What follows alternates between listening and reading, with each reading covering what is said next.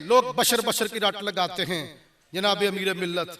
पीर सैयद जमात अली शाह साहब रहमतुल्लाह अलैह जो फरमाया करते थे कि लोगों मकान टूट जाए तो नया बना लेना, कपड़े पुराने हो जाए तो नए सिलवा लेना, लोगों जूता टूट जाए तो और ले लेना,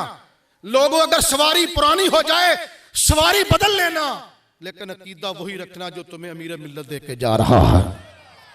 वो फरमाते लोग नबी की मिसल बन बन के बैठते हैं। वो बयान करते हैं नबी के अंदर और आम बंदे के अंदर 27 दर्जों का फर्क है। वो बयान करते हैं बशर से ऊपर दर्जा है मोमिन का, मोमिन से ऊपर दर्जा साले का, साले के ऊपर दर्जा शहीद का,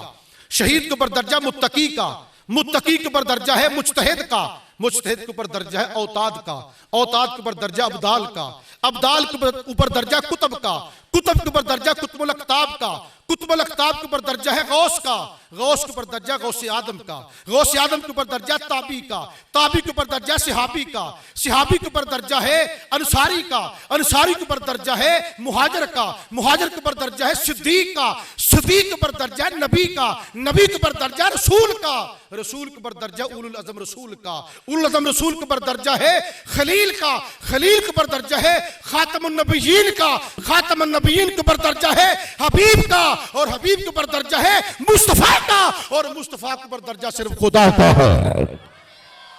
खलक से औलिया, औलिया से रसूल, खलक से औलिया,